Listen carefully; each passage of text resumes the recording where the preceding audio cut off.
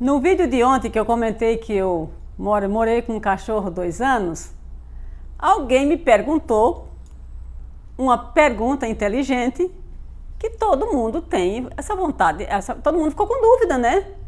Mas o que esse cachorro comia? E como é que ela vivia, só ela e um cachorro no mato? Não, mas tinha uma outra amiga com a gente, nós éramos em 3. E foi por causa dessa amiga que os caçadores me acharam no mato e me levaram para a casa da minha tia. Então eu vou contar a minha história para vocês, que é para ver se vocês se identificam com ela, ou pelo menos se vocês se encorajam, ou que vocês percebam que vocês realmente não sofreram tanto, e que vocês entendam que tudo que a gente passou não foi sofrimento, foi para mostrar para a gente que nós somos corajosas. Tudo que a gente passou, a gente somos corajosas hoje, temos que dar graças a Deus, porque talvez se a gente não tivesse tido sofrimento, se eu não tivesse tido sofrimento nenhum, como eu estaria hoje? Então foi através do sofrimento que eu me acho uma mulher poderosa, uma mulher forte, porque hoje eu reconheço que eu sou filha de Deus e que Ele me deu toda essa força para me resistir a sol, chuva e sereno, e passar por tudo que eu passei, e hoje estou aqui. O que as pessoas chamam hoje, minhas amigas, de Lei da Atração, um livro que eu estou escrevendo, eu coloco visão criativa, porque naquela época, 64 anos atrás, porque na época eu tinha 10, é lógico que não tinha celular, não tinha nem com quem eu conversar, mas eu já vou falar quem era a outra amiga. Quando eu cheguei nessa pedra, que era entre o povoado de Samambaia e a cidade de Custódia, em Pernambuco. A gente se encontrou nessa pedra, sabe quem estava lá? Na minha cabeça de criança inocente, era um gato, mas não era um gato. Era uma onça pintada. E a gente ficou morando com essa onça. Então eu andava a cavalo nessa onça, para lá e para cá, mas eu achava que era um gato. Eu não sabia que era onça. Eu vim saber que era onça depois de 2 anos, quando o caçador andava procurando a onça pela pegada, 2 caçadores chegaram a matar a onça e mataram o cachorro. Segundo, eles falaram que o cachorro estava doido. E foi aonde eles foram me levar, na casa da minha tia. Mas nessa época tinha muito preá. E a onça, ela matava muito criação, ela matava muitas criação. E ela vinha arrastando para a pedra os animais que ela matava. Então o cachorro se alimentava das carnes, dos bichos que a onça trazia. E eu ia para as casas das pessoas quando anoitecia. Antigamente se fazia sabão de soda cáustica. E a soda cáustica não era em lata de papelão como é hoje, era em alumínio. Então elas faziam o sabão, jogavam as latas fora, e o que eu fazia? Eu roubava, não, eu pegava as latas, não falo essa frase aqui, mas é mais ou menos isso que eu falei mesmo. Eu pegava as latas de soda cáustica, lavava não era nos rios, mas tinha água nesse tempo, chovia, né? E eu lavava nos córregos. E eu pegava e cozinhava as carnes naquela lata de soda cáustica. Aquela lata de soda cáustica. Era ali que eu fazia minha comida. Mas nessa época tinha fruta de mandacaru, tinha fruta de xique-xique, tinha fruta de frade, que é uma florzinha que cria no frade. E eu comia fruta fruta de palma, cabeça de frade, fruta de xique-xique, fruta de mandacaru, tinha muita, tinha umbu, tinha de tudo para comer. Então, era uma fartura, E passava as pessoas que iam para a roça, e eu ficava olhando aquelas pessoas com as tipóias de algodão, lá no Nordeste fala tipóia de algodão, tipóia de feijão, e eu ficava pensando, eu conversava com o meu cachorro, o nome do cachorro era Garoto, eu falava, tá vendo, Garoto? Aquele monte de velho ali com um saco de algodão na cabeça, eu não vou ficar velha assim não. Eu vou ficar igual a família de Zé Freire, vou ficar rica igual a família de Zé Freire. sabia lá o que era riqueza. Eu falava porque o povo falava que eles eram ricos, e assim eu me enquadrava na história do rico. E assim o cachorro se alimentava e eu me alimentava. Como eu vestia roupa? Que eu tinha que andar vestida, né? Eu ficava tucaiando. No Nordeste sempre fez sol. E as pessoas no Nordeste andam de sombrinha aberta, né? Com a sombrinha aberta. Então eu tucaiava. Quando eles entravam dentro de casa, no Nordeste eles não botam a sombrinha dentro de casa, porque é sol. Eles deixam a sombrinha do lado de fora. Eu ia pé por pé, catava a sombrinha, corria com ela lá para o meu mato e pegava aquela sombrinha, e a sombrinha não é godê? Eu tirava o tecido da sombrinha, o pano da sombrinha, e fazia uma saia e amarrava com imbira. Tem um mato lá no Nordeste chamado de imbira de capa-bode. Quem é do Nordeste sabe. Eu tirava aquela imbira e amarrava o pano da sombrinha na cintura. Por isso que até hoje eu gosto muito de roupa godê, gente. Sou apaixonada por roupa godê. E calçado, como que eu calçava? Por isso, amigas, que na minha casa tem 2 pares de havaiana. Em cada banheiro tem um par de havaiana e um no ateliê. Não para mim calçar, porque eu não coloco o pé numa havaiana, porque eu lembro muito bem que naquela época, para mim calçar uma havaiana, eu procurava no Nordeste, fala monturo, terreiro, monturo, mato. Eu achava aquelas havaianas quebradas. E como eu não tinha nenhum prego para colocar, eu colocava um espinho de mandacaru, que os espinhos de mandacaru são grandes. Espinho de mandacaru. Então eu andava muito bem vestida e para fazer as lingerie, eu catava na roça, enquanto o povo ia almoçar e ficavam conversando, espalhado nas roças, eu catava as tipóias, os sacos que eles faziam tipóia, escondia e fazia minha lingerie para eu amarrar, para eu andar tipo índio. Mas eu andava assim. E foi quando eu vim para a casa da minha tia. Então, vamos na visão criativa. Então, eu só pensava em ricar. Eu só visualizava, eu só enxergava carro. Eu nunca enxerguei andar de jumento e nem de cavalo. Eu enxergava andar de carro, como eu via em Betânia. E eu sempre imaginava que eu ia morar numa cidade grande. Eu via as pessoas se arrumar e ir para a cidade de Custódia, que era perto. Eu dava risada, eu não queria morar em Custódia, porque Custódia era uma cidade pequena, e nem em Betânia, que era uma cidade pequena, e nem em Samambaia, que era um povoado. Eu não queria essa vida para mim. Eu só imaginava que eu ia para uma cidade grande, morar numa cidade grande. E assim, minha amiga e minhas amigas, eu fui para onde? Morar numa cidade grande, em Serra Talhada. À vista das outras cidades, é uma cidade muito grande, Serra Talhada. Já fui para Serra Talhada casada.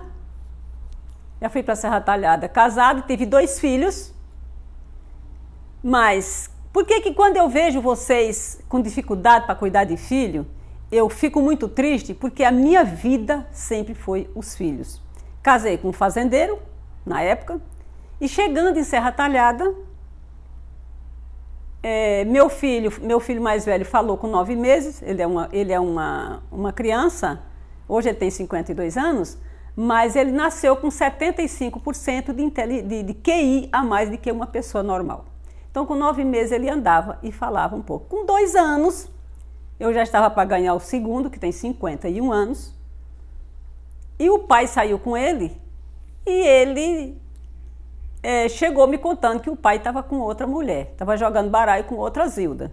Aí o pai dele escutou ele falando e lhe deu um tapa no bumbum dele, mas não foi grande coisa não, deu um tapa para ele ficar quieto. Eu não gostei daquele tapa, peguei os meus 2 filhos, que eu já tinha um com 30 dias de nascida, estava terminando o resguardo de um, peguei meus 2 filhos, simplesmente fui embora de casa, levando os meus vestidos longos e os meus ouros que ele tinha me dado, e os calçados, e nada mais eu quis. Deixei, ficou empregada, ficou casa, ficou marido, dinheiro, e eu saí sem um centavo no bolso. Fui trabalhar vendendo Avon, Christian Grey, vendendo Christian Grey na época. Primeiro foi Christian Grey, depois foi Avon. Mas eu deixei tudo e saí levando os filhos.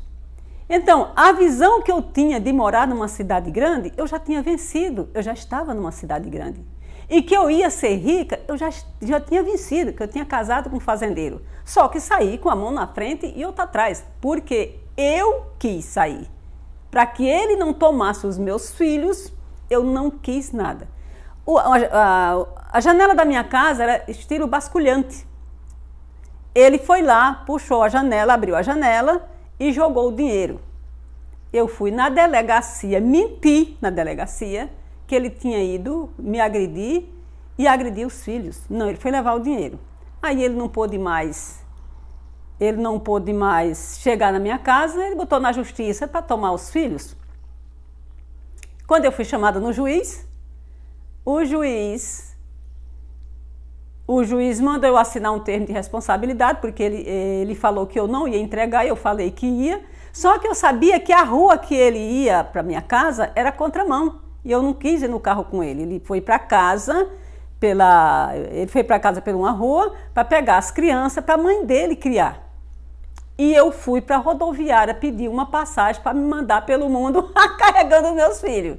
Cheguei na rodoviária, falei para a pessoa encarregada, ele falou, aí tem um carro saindo para Brasília. Eu saí, entrei nesse ônibus com as crianças sem fralda, sem comida e sem nada, e fui embora e larguei ele. Ele veio achar os filhos quando já estava com 29 anos, o mais velho, 26 anos, e o meu filho não quis saber. Ele ligou para o meu filho, disse que era o pai dele, e ele falou, mãe, a senhora mudou sua voz? E minha mãe é mulher, mudou sua voz? Fala direito, mãe. Não, eu sou seu pai. Ele falou, não lhe reconheço como pai, porque meu pai é minha mãe.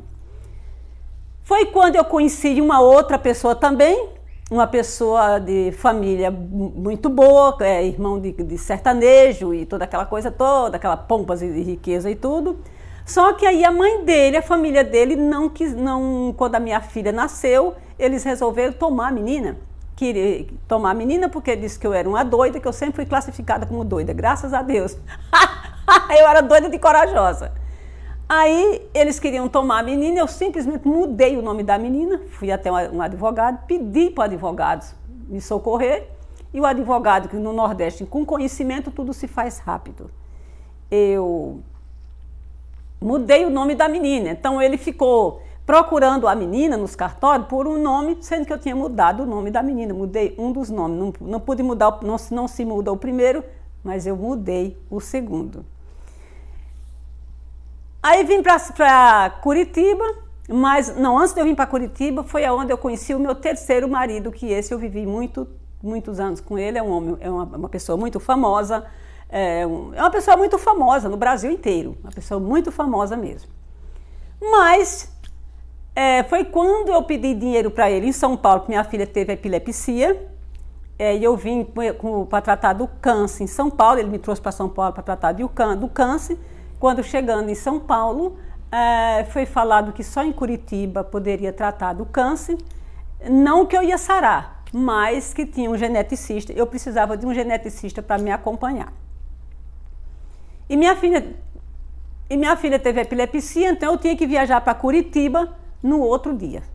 Ele falou que não ia dar dinheiro, porque a filha não era dele. Peguei os 3 filhos, 10 não sei o que naquela época, eu não lembro a moeda de 83 qual era, peguei, seria 10 reais hoje, né, mais ou menos 10 reais, 10 reais, uma máquina de costura, uma TV 14 polegadas, botei na mala do ônibus, no bagageiro do ônibus, larguei o emprego em São Paulo que eu trabalhava, era gerente de uma boutique, e fui para Curitiba com os meus filhos. Lá em Curitiba dormi 2 noites na rua e 1 noite numa casa de prostituição. Graças a Deus, agradeço a essas pessoas, queria que eles fossem vivos, que eu ia lá até hoje dar um abraço neles e agradecer por eles terem me dado uma noite. Então saí desses 3 relacionamentos sem nada, mas aí o terceiro marido meu, eu não vou falar o nome do terceiro, eu não vou falar o nome de nenhum, porque todos eles são pessoas de famílias, são pessoas de família maravilhosa, todos eles têm filhos que são jornalistas, são pessoas, a gente se dá muito bem, então eu não tenho por que estar falando de pai de ninguém, nem de irmão de ninguém, nem de filho de ninguém, nem de, ele vivia no meio da política. A política é muito famosa, o ministro dele já é aposentado, então eu não tenho por que estar botando nome de ninguém pelo meio. E então lá em Curitiba, na rua, por que eu falo na visão criativa? Eu falava para os meus filhos que eu ia ser dona daquele hotel, sem um centavo no bolso. Eu falava que eu ia ser dona daquele hotel, que eu ia trabalhar naquela pensão onde o senador era recebido. É uma pensão chique, era o nome de um pensionato, mas era muito chique. E que eu ia construir uma casa bem grande em Curitiba, com um quarto para cada um. O que aconteceu? Eu fui trabalhar na pensão, aí vocês vão me perguntar como que seus filhos comeram 2 dias, você dormiu 2 noites na rua e uma na casa de prostituição. E um deles comeram no outro dia. Eu dormi numa rua que fica em frente ao Hospital de Clínica de Curitiba. E no Hospital de Clínicas tem muitos médicos residentes, muitos residentes. E médicos residentes são filhos de pessoas que têm dinheiro. Então eles passavam e meus filhos sempre andaram muito bonito, muito bem arrumado, que eu acho horrível. Ai, porque fulano não anda arrumado porque é pobre. Não, fulano não anda arrumado porque é desleixado. Então eu arrumava meus filhos, penteava bem, dava banho nos meus filhos, pedia para dar banho nas casas. E eles davam comida para os meus filhos. Nunca deixei meus filhos pedir, nunca pedi. Em 3 dias, eles me convidaram, o dono da pensão falou para a esposa dele, falou, ó, nega, olha que mulher bonita, as crianças lindas, maravilhosas, bem arrumadas. Será que ela não quer trabalhar aqui? Exatamente aonde eu falei para os meus filhos que eu ia trabalhar. Visão criativa. Eu disse que eu ia trabalhar, eu fui contratada ali. Depois que eu estava 6 meses, então, aí entrei na pensão que eu disse que eu ia trabalhar. Eu entrei na pensão trabalhando a troco da comida, porque o salário era pequeno e eu não poderia pagar um tratamento para minha filha e um aluguel de uma casa. E meu marido tinha ficado em São Paulo. Então, eu me prontifiquei a trabalhar a troco da comida. Ela me deu um quarto com uma cama para nós 4 dormir nessa cama. Uma cama só, mas graças a Deus. A gente dormia nesse quarto maravilhoso, pingando goteira, que era lá no fundo, mas maravilhoso, tudo bem. Então, eu fui trabalhar nessa pensão. O hotel era deles. 6 meses que eu estava trabalhando nessa pensão, porque, amigas, nunca faça numa empresa o que te contrataram. Faça o que te contrataram e algo mais. Não é puxando o saco, não é mostrando que você tem competência. E pela competência que eu tive, eu entrei lá como cozinheira. Então eu trabalhava de cozinheira, eu mandava praticamente em tudo. Quando foi com os 6 meses que eu estava lá, eles resolveram vender o hotel para mim. O hotel que meu sonho era sentar naquela área maravilhosa, atendendo aqueles senadores, aqueles empresários chiques que vinham, os astrólogos que vinham, que eu toda a vida fui apaixonada por essa coisa de conhecimento. Não sabia ler. Ela me vendeu o hotel. Eu falei, mas como é que eu vou te pagar esse hotel? Ela falou, com o dinheiro dos hóspedes, você vai me pagando todo sábado. Fiquei lá no hotel, eu tinha que botar uma pessoa, porque era companhia limitada o hotel. Meu marido veio de São Paulo para o Paraná, e eu botei 10% no nome dele. Aí, quando é um belo dia, quer dizer, eu já estava no hotel, já tinha realizado o sonho de trabalhar na pensão, já tinha realizado o sonho de ser dona daquele hotel, estava pagando, mas era meu. Faltava o quê? O sonho de andar nos carros pretos com a placa branca, que eram os carros oficiais dos federais, e comprar a casa e o carro zero. Mas eu falava para meus filhos, manhã não vai demorar, vai comprar, manhã eu vou construir a casa, meu filho, eu não vou comprar casa pronta, vou construir uma casona com um quarto para cada um e vou andar nos carros pretos. Quando é um belo dia, eu estou lá limpando o quarto do hotel, parou uma loira na porta me oferecendo um carnê de Silvio Santos. Eu falei que não tinha dinheiro para comprar, que eu tinha acabado de fazer o pagamento da parcela do hotel. Aí ela falou, mas por que você não vai fazer concurso em tribunal fulano de tal? Aí eu fui correndo fazer o concurso. Quando cheguei lá, fiz o concurso para zeladora. Porque eu sabia que concurso era uma coisa que ninguém falava, era uma coisa chique. Aí eu fiz o concurso para zeladora quase que não deixaram eu assumir, porque eu não sabia nem escrever o nome direito, escrevia Zilda, em vez de colocar um L, eu colocava um U. Aí fiquei trabalhando de faxineira, mas aí o meu abençoado marido não aceitou, e nem meu filho mais velho. Eles se davam muito bem, então se juntaram para fazer um complô que não queria, imagine ele, político famoso, sobrinho de ministro famoso. Nossa, imagine que ele queria ser, que alguém soubesse que a mulher dele trabalhava de faxineira. Voltei para o determinado departamento e perguntei para a doutora, doutora, meu marido não quer que eu seja faxineiro, porque diz que os políticos não podem saber, a família dele não pode saber, meu filho também não quer. Qual é o conselho que a senhora dá? Ela falou, olha, o meu conselho, não sei, aqui você tem tudo para subir na vida. E seu marido pode lhe trocar por outro, seu filho vai casar, é você que sabe. Voltei. Quando cheguei, falei para ele, já fiz a escolha. Eu lá separo de você, vou dar uma procuração para você, você fica trabalhando com hotel e eu separo de você e só quero meus filhos junto comigo. Meu filho ficou olhando para mim, eu falei, você não diga nada que você vai para onde eu for. Falei, os filhos são meus e vocês vão me seguir enquanto vida eu tiver. Assim eu fiz, fui trabalhar na cidade de Guarapuava. Quando eu voltei, ele estava casado com uma atriz e tinha passado o hotel para a atriz. Eu não tinha mais nem aonde dormir. Eu não tinha mais nem aonde dormir. Aí lembrei de um hóspede que tinha lá e que tinha alugado uma casa. Eu fui para a casa desse hóspede, ele me deu pouso e no outro dia eu consegui um lugar para morar. Então eu já tinha conseguido o hotel. A casa eu consegui. Eu fiquei sabendo de um... Então, eu já tinha entrado nesse departamento, eu já tinha feito concurso lá dentro, já tinha subido de cargo e eu já estava andando, eu já era chefe, eu já estava andando daqueles carros pretos com a placa branca, do jeito que eu visualizava e falava para os meus filhos. O terreno, eu fiquei sabendo que tinha um terreno que as pessoas queriam... Todo mundo estava fazendo ficha para comprar, né, documento para comprar. E eu pedi para minha chefe na época e fui até o escritório, que era para também comprar o terreno. Perguntaram para mim, mas você vai comprar esse terreno com o quê? Você está louca? Falei, vou comprar o terreno, sem um centavo no bolso. Fui, quando cheguei lá, a ficha de ninguém passava, a ficha de ninguém passava. Quando chegou a minha vez, foi a ficha que passou. Comprei o terreno. Fui até o banco, pedi, falar para o banco para o banco financiar a construção da casa.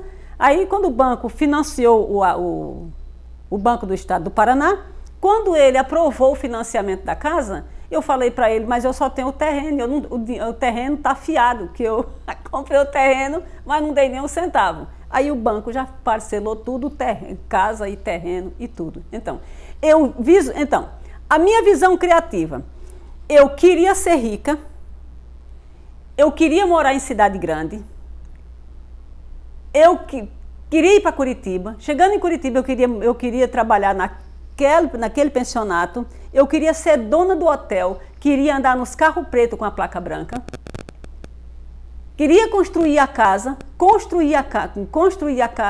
e comprei o carro zero para o meu filho. Então, tudo que eu pensei na minha vida, eu consegui. Tudo que eu pensei, eu consegui. Por isso que eu falo em visão criativa. Então, tudo que eu fiz, eu consegui. E a única coisa que eu carreguei na minha vida, que eu nunca abri mão, foi dos meus filhos. O meu filho me deu trabalho até os 16 anos. Ele me deu trabalho. Foi só 9 meses de trabalho, mas foi aquele trabalho que ele só não teve envolvimento com a justiça. Isso ele nunca teve. Mas o resto, vocês podem imaginar que esse filho meu deu trabalho naquela época. E eu lutei bravamente até recuperar o meu filho. Que o meu filho, com 16 anos, ele já trabalhava num tribunal, gente. O meu filho, com 16 anos, ele já tinha cartão cheque especial do Banco Nacional, que era o banco do Ailton Senna. Ele já tinha cheque especial. Meu filho tinha tudo. O meu filho tinha tudo. Que o meu filho começou a trabalhar com os desembargadores com 13 anos. Com 13 anos. Na minha doença, na doença que eu tive, ele falou, mãe, pode fazer seu tratamento que eu vou ajudar a senhora a trabalhar. Ou que eu vou ajudar a senhora a cuidar dos seus filhos. Aí ele foi numa lanchonete e pediu uma bandeja de salgado e foi vender logo para quem? Para uma turma de desembargador que estavam fazendo festa. Os desembargadores acharam muito bonita a educação dele e a maneira como ele se apresentou. Compraram todos os salgados dele, deram dinheiro para ele e no outro dia mandaram que ele fosse lá se apresentar. Ele foi lá se apresentar e ficou trabalhando, com 13 anos, ficou trabalhando lá e ganhando o salário dele até os 16 anos. Então, gente, eu sofri, mas eu dei a volta por cima, nunca quis nada eu não tenho nada que um ser humano me deu, a não ser o cargo que eu tive nesse lugar, porque cargo tem que ser aprovado por um presidente. Então, a única coisa que eu tenho foi esse cargo aprovado por um presidente. Mas tudo foi com o meu conhecimento, foi com a minha sabedoria, foi com a minha inteligência e foi com a minha competência que eu consegui. Tudo que eu consegui na vida foi com a minha competência. Então, eu fico triste quando vocês falam de sofrimento, porque isso eu estou contando só os pedacinhos. O livro já está em 113 páginas e não está nem no terço do terço do terço. Isso eu estou contando por cima o que eu sofri. O que eu sofri. Mas hoje eu entendo que o meu sofrimento é por isso que eu sou essa mulher corajosa, é por isso que eu tinha coragem, é por isso que eu lutava, é por isso que eu não deixava ninguém me pisar. E eu sempre procurei. Hoje eu vejo as pessoas falar, ai, que mulher ganha, onde a mulher entra para trabalhar ganha menos do que os homens. Eu fico quieta porque eu não tive esse problema. Aonde eu trabalhei, no órgão que eu trabalhei, eu ganhava mais do que alguns homens lá dentro ou ganhava igual. Menos não. Menos eu não ganhava. Mas é porque eu sempre fui corajosa. Então, a gente tem que esquecer o passado, porque o P é P, passou. A gente tem que esquecer o passado e viver o presente. E viver o presente. É claro que antes de eu conhecer o Ho'oponopono, eu tinha mágoa desse marido meu que deu meu hotel para a atriz. Eu tinha mágoa dele, mas quando a atriz abandonou ele, que ele caiu no estado de pobreza, fui eu que fui atrás dele para levar para minha casa, não como marido, mas como ser humano, para eu dar comida para ele, sim, que ele caiu no estado, que aí ele se isolou do mundo inteiro para ninguém saber do que tinha acontecido. Quer dizer, eu não fiquei com mágoa dele, eu fiquei com mágoa dele, eu fiquei com mágoa de duas pessoas, de Deus e do mundo, de tanto que eu sofri na mão da minha família. E do tanto que eu sofri sem ter mãe, eu não tive pai, eu não tive família. A minha família era meus 3 filhos, era meu sonho. Era morar numa cidade grande e ter família. Então, morei na cidade grande, tive os meus 3 filhos, graças a Deus são 3 filhos abençoados. Sofri desesperadamente, mas Deus me curou dos 2 cânceres, Deus me deu os meus filhos que quase morreram em assalto e outras coisas, que quase morreram. Recuperei os meus filhos sozinha no mundo, sozinha no Paraná, eu e Deus. Então eu lutei pelos meus filhos com unhas e dentes, faço um Ho'oponopono para eles todos os dias, porque eu não quero mais que eles sofram e que eu não sofra por eles. Então eu tenho que fazer Ho'oponopono, praticar o amor, ajudar as pessoas para que eu tenha uma vida cada vez mais saudável. Então, o segredo é, esquece o passado, seja um praticante do Ho'oponopono, vigie a vida de vocês. Ai, mas é uma vida ruim a gente passar o dia vigiando. Não, a gente vigia em pensamento. A gente vigia em pensamento, a gente deixa essas amizades negativa, amizade, pessoas que reclamam, pessoas que tudo está ruim, pessoas que vê defeito em tudo, pessoas que julgam. Saiam dessas pessoas que vocês vão viver bem. Se vocês quiserem que eu continue contando a minha vida, eu vou continuar contando para vocês. Senão eu continuo só tirando dúvida e respondendo pergunta de tudo um pouco para que vocês fiquem sabendo. Porque às vezes não é emoção, eu vou contando ali os pedaços e vocês ficam se perguntando, mas como foi que ela venceu? venci na vida assim. Me eduquei em Curitiba, trabalhei em Curitiba, tudo que eu tenho eu consegui em Curitiba e hoje moro em Balneário Camboriú, Santa Catarina, essa cidade linda, maravilhosa. Um beijo no coração de vocês, fiquem todas com Deus. Até o próximo vídeo. Estamos juntos com perguntas e respostas.